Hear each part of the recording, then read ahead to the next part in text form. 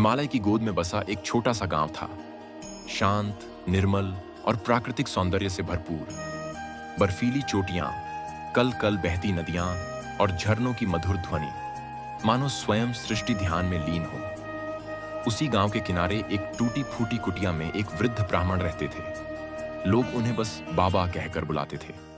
उनकी उम्र 80 वर्ष के पार हो चुकी थी। शरीर क्षीण था, पर आंखों में अभी भी एक तेज था, ऐसा तेज जो वर्षों की साधना और अनुभव से आता है। बाबा जीवन के अंतिम पड़ाव पर थे।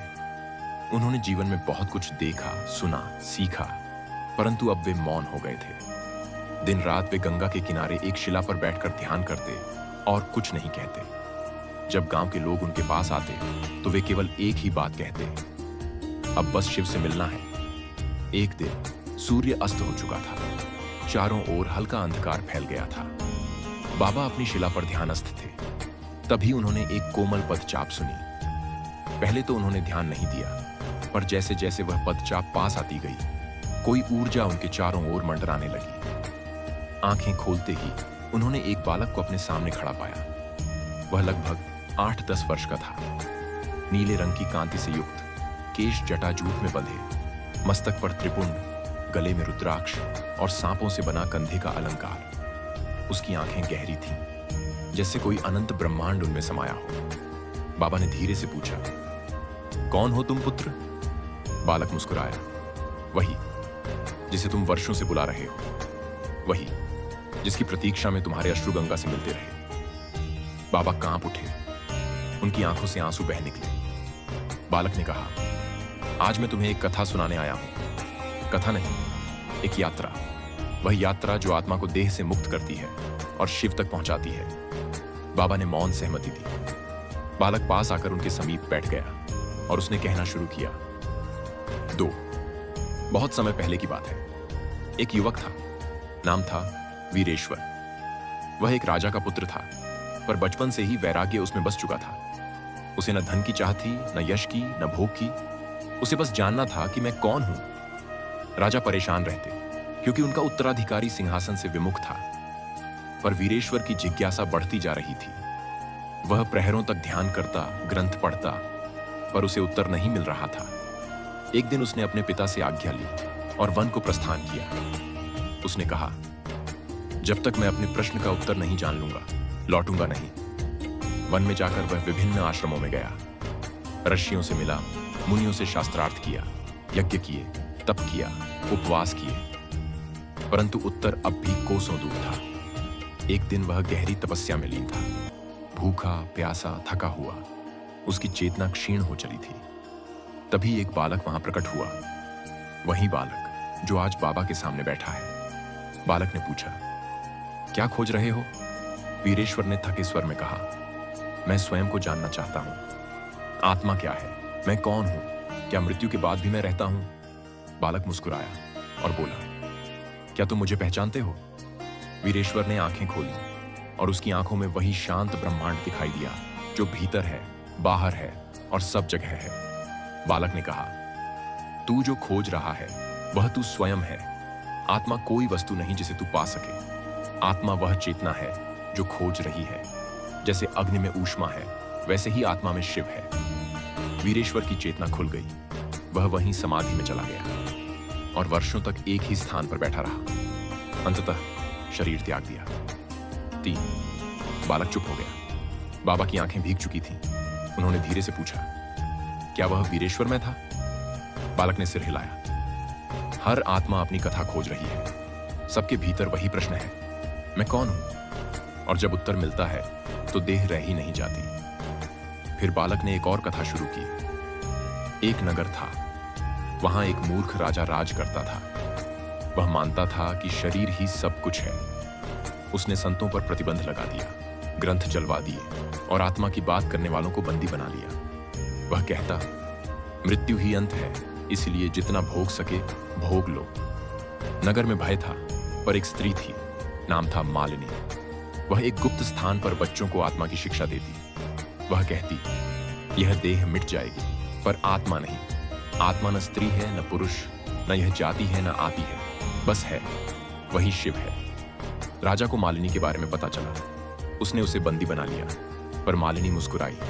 उसने कहा, राजन, तू देह को बंद कर सकता है, आत्मा को नहीं। तू मेरी सांसें छीन सकता है, मेरा अस्तित्व नहीं। राजा ने उसे मृत्युदंड दे दिया।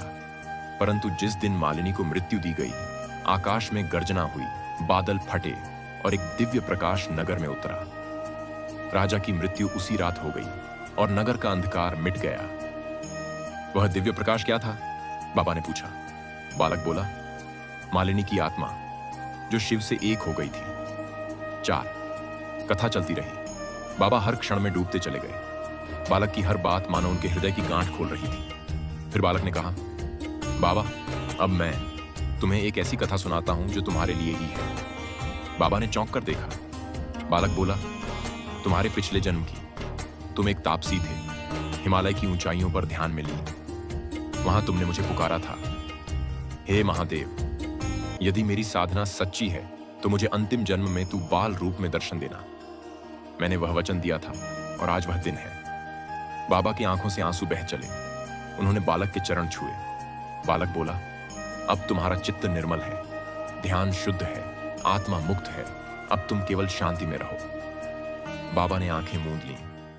उस रात वह समाधि में चले गए। सुबह गांव वालों ने देखा कि बाबा अपनी शिला पर ध्यान मग्न थे, पर अब उनके शरीर में प्राण नहीं थे। बालक अब शांत बैठ गया था। उसकी आंखों में कोई असाधारण प्रकाश था, जैसे उसमें संपूर्ण ब्रह्मांड सिमट आया हो।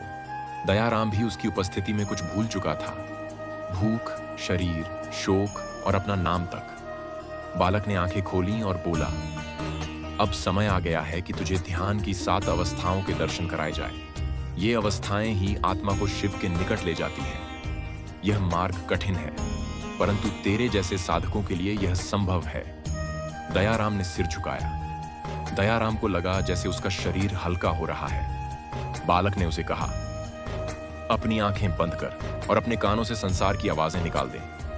उसने वैसा ही किया। धीरे धीरे उसे अपने शरीर से अलग थलग एक अनुभव हुआ। न जैसे कुछ छू रहा था, न कोई गंध थी, न आवाज, केवल मौन। बालक ने कहा, यह पहली अवस्था है जहां तू इंद्रियों से ऊपर उठता है। जब तक तू स्वाद, स्पर्श और दृश्य में उलझा रहेगा, तू आत्मा को नहीं देख पाएगा। दयाराम मौन में डूब गया। अब उसे लगा कि उसका चित्त कहीं स्थिर हो गया है, जैसे हवा बंद हो गई हो और एक बिंदु पर ध्यान रुक गया हो। बालक ने कहा, तू अब धारणा में है। यह अवस्था तुझे विचारों के समुद्र से निकालकर चेतना के केंद्र तक लाती है। दयाराम ने स्वयं को एक बिंदु पर स्थित पाया, जैसे उसके भीतर सूर्य जल रहा हो, पर शांत हो। अब दयाराम की चेतना में एक प्रतिमा उभरने लगी, भगवान शिव की। एक शांत हिमालय पर बैठे, ध्यान मग्न, जटाओं से गंगा बह रही थी और त्रिशूल उनके पास रखा था। दयाराम की सांसें धीमी हो गईं। वह न स्वयं को जानता था, न शिव को, जैसे सब एक हो गए हों। बालक ने कहा, यह ध्यान है जहां तू स्वयं को भूलकर शिव बन जाता है। अब दयाराम की चेतना शून्य में चली गई। न कोई विचार था, न नाम, न रूप। बालक बोला, यह समाधि की कगार है। अभी तू सविकल्प समाधि में है, पर यदि तू इसे छोड़ सके तो निर्विकल्प समाधि में प्रवेश करेगा, जहां केवल शिव बचते हैं। दयाराम उस स्थिति से बाहर नहीं आना चाहता था, पर बालक ने उसे खींच लिया। यात्रा अभी बाकी है, उसने कहा। बालक ने अपना हाथ बढ़ाया और कहा, अब तू शिव को 5 रूपों में देखेगा। यह दर्शन साधारण को नहीं होते। तू सौभाग्यशाली है। दयाराम ने उसकी उंगली पकड़ी और आंखें मूंद लीं। श्वेत प्रकाश, जिसमें शिव और शक्ति एक रूप होकर ब्रह्मांड की रचना कर रहे थे। यह रूप असीम करुणा और ऊर्जा का था। शिव नेत्रों से ज्वाला निकल रही थी और उनके नृत्य से सृष्टि का विनाश हो रहा था। पर फिर भी वह नृत्य भी सौंदर्य था। एक सामान्य पिता जैसा शिव पुत्र कार्तिकेय और गणेश को सिखा रहे थे, पार्वती को मुस्कान दे रहे थे। शिव अकेले सर्द हिमालय की गोद में ध्यानस्थ, कोई क्रिया नहीं, केवल मौन, सबसे प्रबल और सबसे कोमल रूप। 5 शिशु रूप, वही बालक जो दयाराम के सामने था। दयाराम की आंखों से आंसू बह निकले। तो आप ही हो? बालक मुस्कुराया। मैं न शिव हूं न तुझसे अलग, मैं वही हूं जो तेरे भीतर है। दयाराम अब कुछ नहीं कह पा रहा था। बालक ने उसके सिर पर हाथ रखा। एक तेज प्रकाश उसके मस्तिष्क में भर गया। उसे एक एक जन्म की स्मृति आने लगी। एक जन्म में वह श्रमिक था जो पहाड़ तोड़ते समय AUM नमः शिवाय गाता था। एक जन्म में वह ब्राह्मण था जो रात्रि में भी दिया जलाकर पुराणों का पाठ करता था। एक जन्म में वह एक शूद्र स्त्री था जो शिवलिंग पर जल चढ़ाने से पहले अपने आंगन की मिट्टी से धोती थी। हर जन्म में उसने शिव को पुकारा था। बालक बोला, इन सब जन्मों की पुकार ने तुझे यहां तक लाया है। अब बालक ने दयाराम को एक दीपक दिया। यह दीपक तेरी मृत्यु का प्रतीक है, उसने कहा। अब तू अपने शरीर से ऊपर उठ और देख मृत्यु क्या है। दयाराम ने दीपक को देखा और आंखें बंद की। एक पल में उसका शरीर नीचे पड़ा था और उसकी आत्मा ऊपर उठ रही थी। उसने स्वयं को मृत देखा, फिर मां को रोते देखा, भाई को दुखी, पर अब उसमें कोई भय नहीं था। बालक अब शिव के रूप में सामने खड़े थे। उन्होंने कहा, क्या तू तैयार है ब्रह्मलोक की यात्रा के लिए? दयाराम ने सिर झुकाया। हे आत्मन, यह जीवन एक अवसर है। यह केवल सांसों की गिनती नहीं है। यह एक सत्संग है जो तुझे आत्मा से मिलाने के लिए मिला है। इसे व्यर्थ मत कर, इसे तृष्णाओं में मत खो। तू चाहता है शांति, तो शांति मत खोज, शांति बन। तू चाहता है प्रेम, तो प्रेम मत खोज, प्रेम हो जा। तू चाहता है ईश्वर, तो ईश्वर मत खोज, ईश्वर की भांति जी। यही सच्चा योग है। हे आत्मन, तेरे भीतर अग्नि है, ज्ञान की अग्नि। उसे जलाने के लिए तू तप कर। तप का अर्थ है भीतर उतरना, सत्य के लिए स्वयं को गलाना, अपने भीतर की अशुद्धियों को जलाना। जब यह अग्नि जागती है तब तू तेजस्वी होता है, तब तू सामान्य नहीं रहता, तब तू दिव्य बन जाता है। तभी तो लोग तुझे देखकर कहते हैं, यह व्यक्ति शिवमय है। मैं तुझे आशीर्वाद देता हूं, न केवल सुख का अपितु जागरण का, क्योंकि सुख क्षणिक है पर जागरण शाश्वत है। मैं चाहता हूं तू वह अनुभव करे जो तुझे मुक्त कर दे, न कि केवल वह जो तुझे भोग दे। हे आत्मन, यह मार्ग सरल नहीं है। इसमें अकेलापन है, मौन है, पर यही मार्ग सत्य है। चलो उस मार्ग पर जहां मैं तुझे थामे खड़ा हूं, जहां न तू बंधा होगा न डरा होगा, तू केवल होगा। अब मौन हो जा, मेरी बातों को विचार मत बना, इन्हें अनुभव बना, इन्हें हृदय में उतरने दे। और जब तू तैयार होगा मैं तेरे भीतर चल उठूंगा, तेरे ही ध्यान की अग्नि में। तू शरीर नहीं है, तू नाम नहीं है, तू जाति, धर्म, कुल, समाज, राज्य, इन सीमाओं से परे है। तू शुद्ध चैतन्य है, अनंत आत्मा है। मैं शिव तुझसे बोल रहा हूं। यह शब्द, यह कंपन, यह ध्वनि तेरे भीतर से ही उत्पन्न हो रही है। मैं कोई बाहर का नहीं, तेरे ही भीतर का वह मौन हूं जो सदा से जागृत है। तू जीवन को दुख समझता है, पर जीवन स्वयं दुख नहीं है। दुख तब उत्पन्न होता है जब तू अपने वास्तविक स्वरूप से दूर चला जाता है। तू अपने को वस्त्रों, रूप, विचारों, इच्छाओं, संबंधों में उलझा बैठता है। यही मोह है, यही बंधन है, और इसी बंधन को काटने हेतु ध्यान का जन्म हुआ। ध्यान, वह स्थिति जहां तू स्वयं से मिल सके। ध्यान, जहां तू न स्मृति में होता है, न कल्पना में, न अतीत में, न भविष्य में, केवल अब भी में। ध्यान ही वह द्वार है जिससे तू अपने भीतर प्रवेश करता है, और मैं तुझे वहां प्रतीक्षा करता मिलूंगा, तेरे ही हृदय में।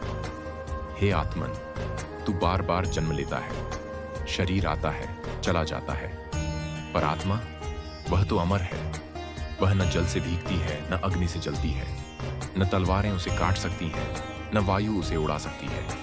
यह आत्मा ही तू है, और मैं उसी आत्मा का साक्षात स्वरूप हूं। जो मुझे जानता है वह स्वयं को जानता है। तू खोजता है मुझे मंदिरों में, मूर्तियों में, पर्वतों पर, नदियों में।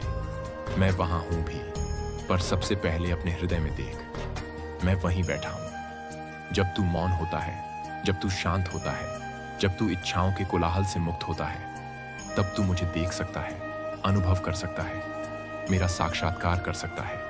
वह साक्षात्कार शब्दों से परे है। मैं वाणी से बाहर हूं, मैं मन से भी परे हूं। मैं केवल अनुभव से जाना जा सकता हूं, और अनुभव आता है तब जब तू ध्यान करता है, जब तू तप करता है, जब तू निःस्वार्थ हो जाता है। हे आत्मन, संसार एक रंगमंच है। तू कई बार पात्र बदल चुका है, कभी पुत्र, कभी पिता, कभी स्त्री, कभी पुरुष, कभी राजा, कभी भिक्षुक। लेकिन पात्र कोई भी हो, तू वही चैतन्य है। यह याद रखना ही आत्मज्ञान है। जब तू मोह से मुक्त होता है तब तू शिवमय होता है। जब तू क्रोध पर विजय पाता है तब तू शांतमय होता है। जब तू अहंकार को त्यागता है तब तू मुक्त होता है। मुक्त होना ही मोक्ष है और मोक्ष का मार्ग आत्मा की ओर जाता है। हे आत्मन, यह देह पंच तत्वों से बनी है, पृथ्वी, जल, अग्नि, वायु, आकाश। यही तेरे भीतर भी है, पर तू केवल इनसे बना नहीं है, इनसे परे भी है। तू मैं नहीं है, तू मेरा नहीं है, तू केवल मैं हूं तक सीमित नहीं, तू हूं तक भी नहीं, तू केवल हो है। जब तू कहता है मैं हूं तब तू सीमित हो जाता है। जब तू मैं को छोड़ देता है तब तू अनंत हो जाता है। यही मेरा संदेश है, मैं को मिटा दो, हो में विलीन हो जाओ। हे आत्मन, लोग भोग के पीछे भागते हैं, सुख को बाहरी वस्तुओं में खोजते हैं, वे माया के पीछे भागते हैं। माया जो स्वप्न है, जो क्षणिक है, जो आज है, कल नहीं। माया में मग्न व्यक्ति सदा असंतुष्ट रहेगा, क्योंकि माया की भूख कभी नहीं मिटती। एक इच्छा पूर्ण होते ही दूसरी उत्पन्न हो जाती है। यह चक्र रुकता नहीं, सिवाय ध्यान से। ध्यान ही विराम है, ध्यान ही मुक्ति है। ध्यान ही वह दीपक है जो तेरे भीतर अंधकार को प्रकाश में बदल देता है। मैं तुझे ध्यान सिखाने नहीं आया, मैं तुझे ध्यान की याद दिलाने आया हूं, क्योंकि तू जानता है तेरे भीतर वह सब कुछ है जो जानना आवश्यक है। तू केवल स्मरण कर। हे आत्मन, तू प्रश्न करता है मैं कौन हूं? उत्तर बाहर मत खोज, मौन हो जा, श्वास को देख, अपने भीतर देख। प्रश्न करते रहो और उत्तर नहीं मिलेगा, क्योंकि उत्तर शब्दों में नहीं है, उत्तर केवल मौन में है। मौन ही मैं हूं। जब तू मौन में उतरता है तब मैं तेरे समीप आता हूं। मैं नहीं आता, मैं तो वहीं हूं, तू ही मुझे देख पाता है। ध्यान वह दर्पण है जिसमें तू स्वयं को स्पष्ट देख पाता है। हे आत्मन, मैं शिव हूं, विनाशक नहीं, मुक्ति का द्वार। मैं संहार करता हूं तेरे अज्ञान का, तेरे मोह का, तेरे अहंकार का। जब यह नष्ट होते हैं तब तू सहज शिव स्वरूप हो जाता है। लोग मुझसे वर मांगते हैं, धन, यश, पुत्र, आयु। मैं देता हूं क्योंकि मैं करुणा हूं। पर जो सच्चा साधक होता है वह मुझसे स्वयं को मांगता है, और जब वह स्वयं को मांगता है तब मैं स्वयं उसे दे देता हूं, क्योंकि मैं और तू भिन्न नहीं।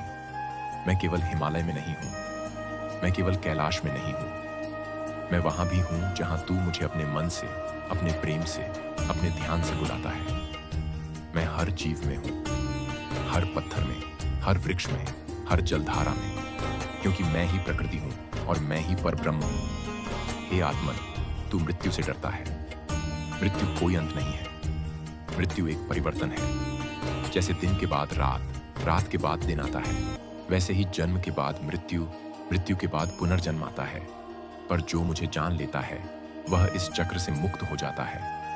वह फिर जन्म नहीं लेता, क्योंकि उसे कुछ जानना शेष नहीं रहता। मुक्त आत्मा वह है जो न चाहती है, न त्यागती है, न कुछ पाना चाहती है, न कुछ छोड़ना। वह केवल होना जानती है। ऐसा ही योगी मेरा सच्चा भक्त होता है, जो मुझे मंदिरों में नहीं, अपने भीतर खोजता है, जो केवल मेरे नाम का उच्चारण नहीं, मेरे स्वरूप में स्थित होता है। AUM, यह केवल एक ध्वनि नहीं, यह ब्रह्मांड की मूल ध्वनि है। यह वही नाद है जिससे सृष्टि आरंभ हुई। ध्यान करते समय जब तू इस नाद को सुनता है तब तू ब्रह्मांड से जुड़ जाता है। तू उसी कंपन में लय हो जाता है, और वही मेरा वास्तविक रूप है। तू पूजा कर, स्तुति कर, पर अंत में ध्यान कर, क्योंकि पूजा बाहर की है, ध्यान भीतर का। बाहर की पूजा तुझे भीतर के द्वार तक ला सकती है, पर द्वार को खोलना ध्यान से ही होगा। हे आत्मन, यह जीवन एक अवसर है। यह केवल सांसों की गिनती नहीं है,